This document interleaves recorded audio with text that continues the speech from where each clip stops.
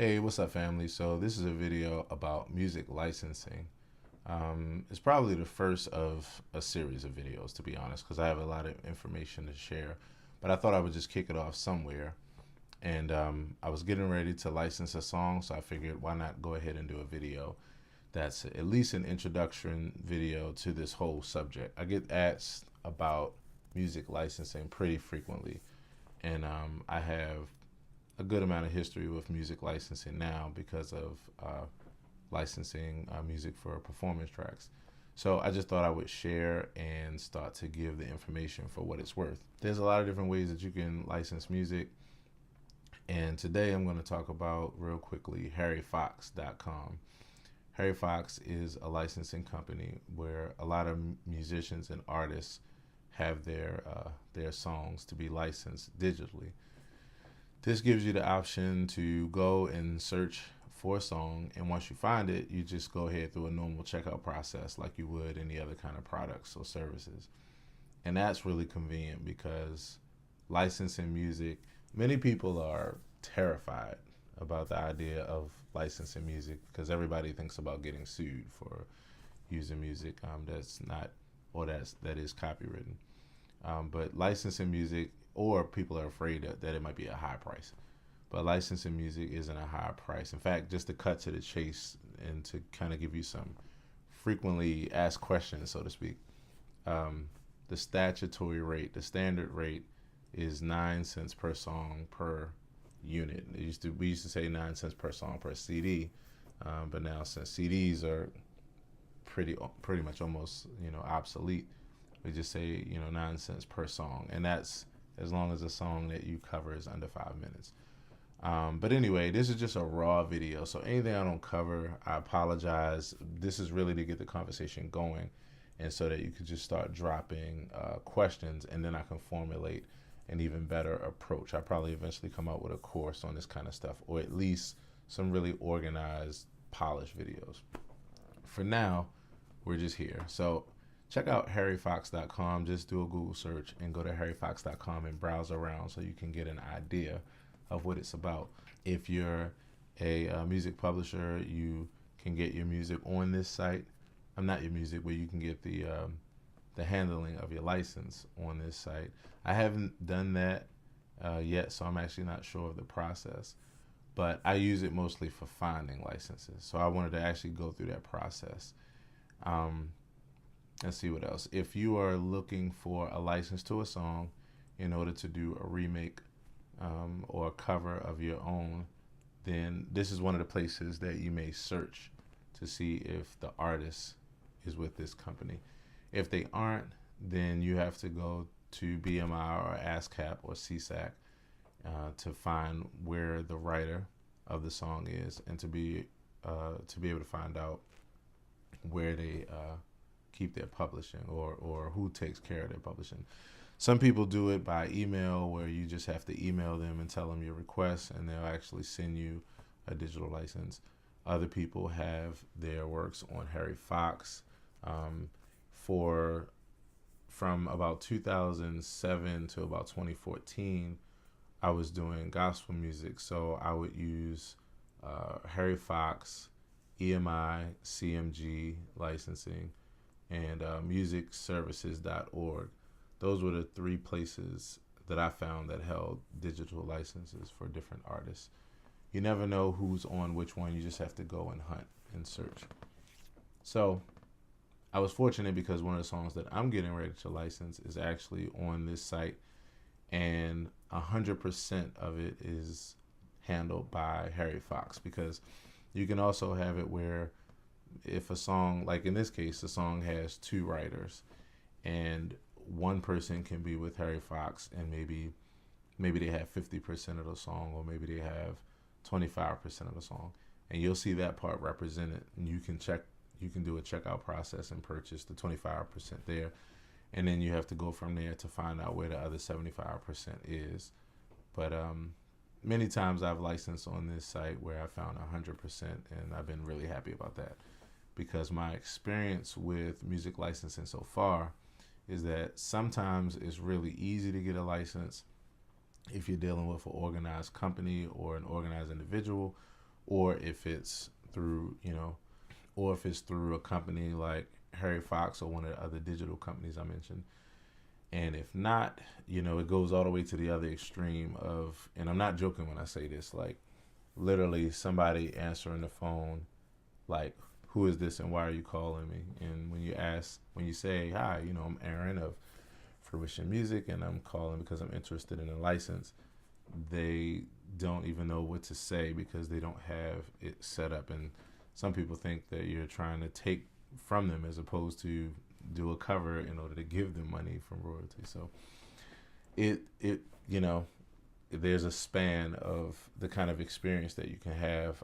The other experience is if you're with a very organized company. Like I think about one time when I called Warner Brothers for a song and everything was organized, but it's just the waiting process was a while. So it's a pretty big subject, and a lot of people have a lot of questions, and I just wanted to share, for what it's worth, what I know about the subject. So here's harryfox.com. You create an account in order to search for a license. That's what I'm going to do here. You can license a song for mechanical use, which would be putting it on a physical medium like a CD or some other physical means of distribution. You can acquire a digital license, even down here, if you all see it. If you need a song for video, for sync, you can do that as well. I'm going to log into my account. To search for a song, you're going to go here to song file, and you're going to go through do you accept the terms kind of thing. Now let me log in. So I already have an account, so I'm just going to log in here. And then from here, I want to get started with just finding a song that I want to license for here. Permanent digital downloads and CDs and that kind of thing, but mainly permanent digital downloads. So I'm going to click here on Get Started Now. And here you can do Get a License, view your licenses if you already have one, or if you were previously here shopping, you can view your cart. I'm going to click Get a License. And here, what I'm concerned about, here's where you can choose from physical, permanent digital download, ringtone, or interactive streaming. I'm doing a permanent digital download. How many downloads do you expect to distribute in the next 12 months? This is really, a guessing game. And especially because I'm doing streaming, because I'm doing digital downloads, and most of you all will be doing digital downloads and streaming. So really, there's no right answer for this. You're just kind of putting in a number that will eventually play out as far as the price that you pay. So it's 9 cents per song, and you're going to pay that up front. If it's over 5 minutes, then you're going to pay roughly 10 cents. And then the processing fee for Harry Fox is $15 for your entire order. So however many songs you put together in an order, you'll pay $15 for processing. That's at least what it was the last time I did it. It's been a while now, but I believe it's probably the same. We'll see. I usually put 100 to get started because that's a nice round number. And then it says, what are the names of the websites where you'll be offering? You have the option whether to put this or not. You don't have to put it. And same thing here. What are the addresses, the URLs for the site names? You have the option. I'm going to leave it blank for now. And where are you distributing? You're recording in the United States. Okay, so here you have the option to type in the song title or the writer of the song if you don't know the title. Or you can put both in order to give you a more accurate search. And then if you already know the Harry Fox code, you can put the code in. So my song title, the song that I'm getting ready to cover, hope you get a chance to check it out when I finish it, because I'm going to do an instrumental performance track to I Can't Help It, which is the great Michael Jackson. And this is written by Steve Lynn Morris. You guys know who Steve Lynn is? So Steve Lynn is Stevie Wonder, for those of you all that didn't know. Okay, so once you go ahead and type in the name of your song, then a page comes up and it shows you all of the results. to that particular search. It shows you every song that's in the Harry Fox catalog that's under the title I Can't Help It. Let's go from left to right. The results, as far as the score, I believe has to do with popularity, because I believe this is the most popular I Can't Help It out. And every time I do a search, the most popular version is what comes up. So I believe that that's what that's about.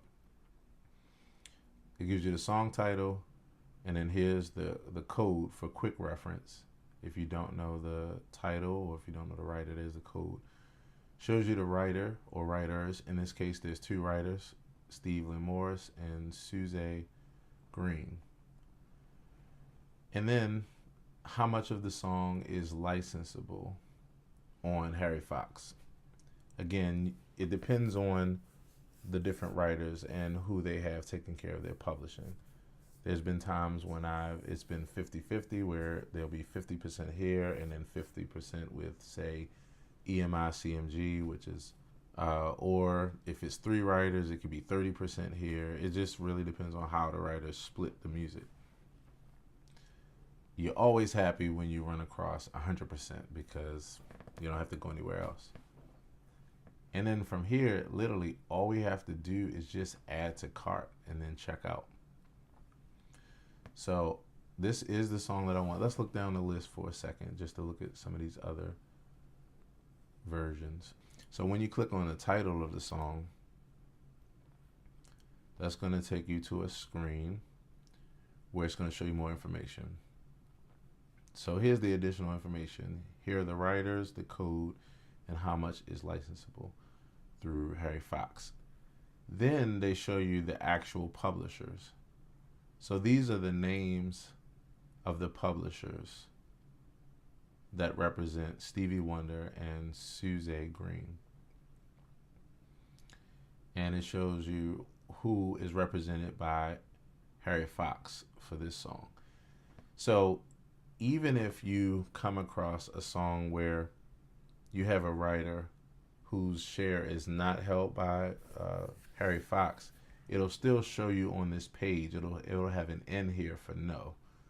We'll look at another file so that way I can give you an idea. But right now, all the publishers that represent Stevie Wonder and Suze Green for this song are all represented by Harry Fox. Again, another win because it's a one-stop shop when it's 100% here. After that, in this section, it shows you the different artists that have covered that song. This is really good because this helps you to make sure you have the right version.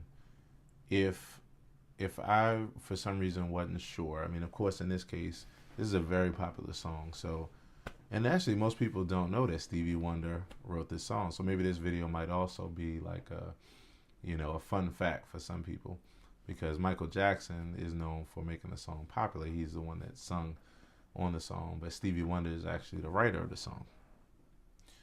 So if I didn't know that and I wanted to make sure, say, it wasn't, we'll go back to another example so it could be more clear. But if you don't know who the writers are and you've never seen their names before, they aren't popular, you have no way of knowing if you have the right song just by coming here, because you don't hear the song.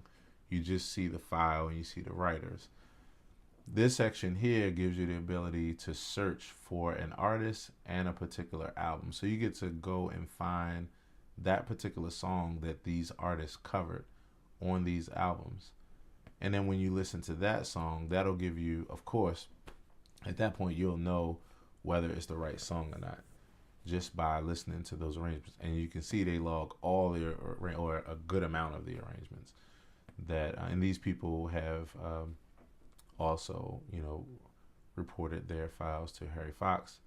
So this is really good. This helps you to narrow it down because, as you can see, if I go back for a second, when you look down this list, if it weren't for the fact that Stevie Wonder was popular, and in fact, this still might throw some people off because it's Steve Morris. But if you didn't know that that was Stevie Wonder, and say that just said John Smith, well, how would I know whether this is the Michael Jackson song or this? Because just because Michael Jackson sung the song doesn't mean that he wrote it. Some songs, the artist and the writer are the same, so you'll see it here and it's pretty recognizable.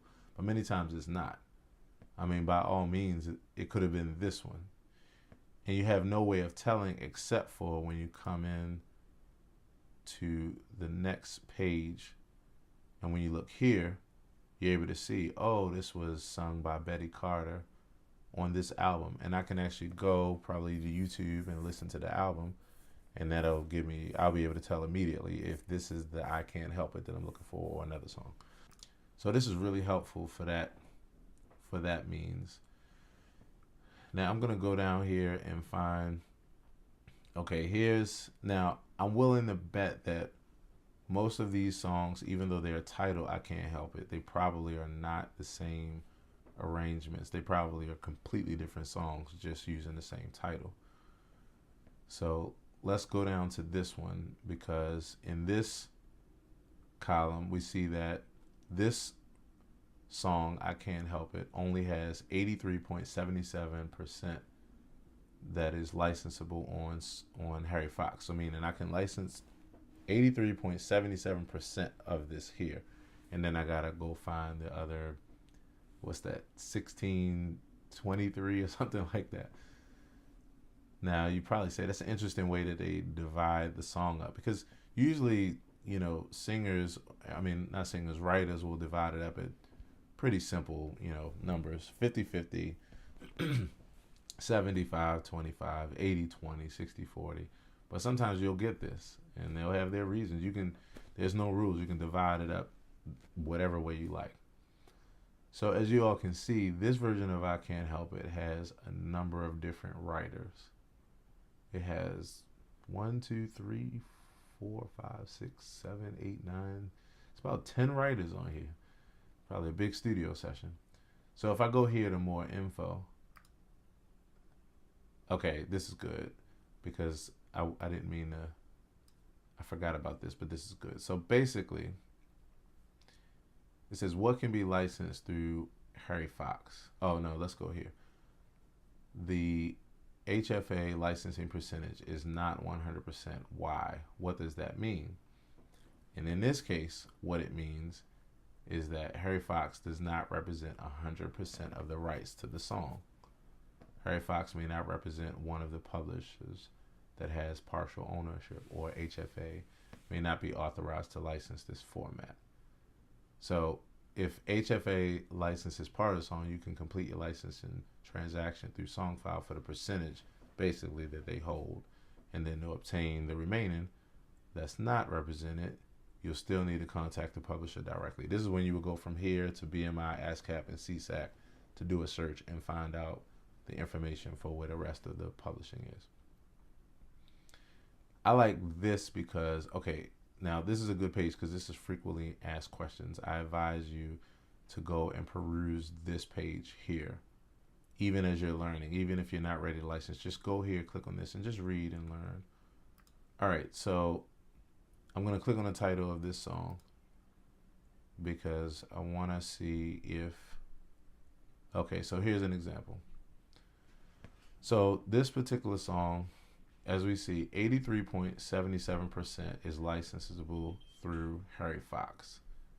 Now, if we go down here to publishers, we see that there are a couple of publishers, two which we have a Y where they're represented by Harry Fox. Universal for this song is represented, their portion is represented by Harry Fox, and Domino Pub Company of America is represented.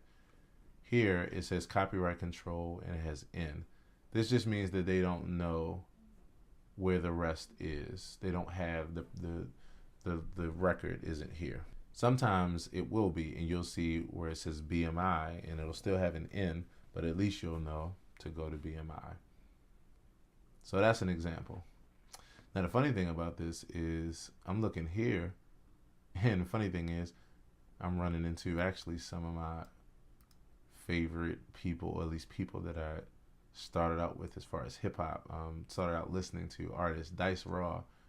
I used to be a big fan of the Roots, and Dice Raw used to do a lot with the Roots. Malik B is actually he was actually the other member of the Roots. So this is interesting. I'm actually have to go. It's funny, Malik B porn. Now, I don't know if this. I think this is still music. Like some of you guys are probably like, "Whoa," but just for giggles, let's see. Let's see if we can find a Dice Raw version of "I Can't Help It," and maybe I hope that it's a completely different song in order to give you guys that context. So I'm going to type in Dice Raw and then "I Can't Help It," and let's see. Okay, so this is a Root song. All right, I'm going to play a little bit of this for context, just so you all can see that this is a completely different song, probably. So we can already see that's a different song altogether. Now, for the purposes of this video, so it didn't get flagged for copyright, I'm not gonna play it too long. But as you all can see, this is completely different, even if you heard the lyric come in.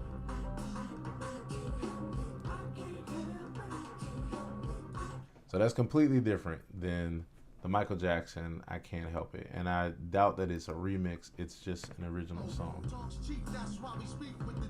See, they're rhyming on it. Okay, Malik B. I go way back with the Roots, y'all. So as you can see, that's a completely different "I Can't Help It." So that's the reason why this page is so useful, because otherwise you have no way, just looking at the title, you have no way of being able to tell if this is the version you're looking for or not. And again, the only reason why this is a giveaway, if you know Stevie Wonder's real name, is just because Stevie Wonder is so popular. But there are many times the screen looks very much like this, where there are many different versions of the song, or many different songs by that title, and some are different versions of that same song. And the writers are people who are writers who you don't know as artists. And so if it weren't for that page, you wouldn't know which one to select. But the fact that you can go into the title of the song and then you can find references, so you can go listen to recordings, allows you to get the accurate version. So that's about it for right now. From here, we go to a simple add to cart kind of scenario. It will reiterate the information, and then eventually I'm going to have to fill out a form that tells some information about my version.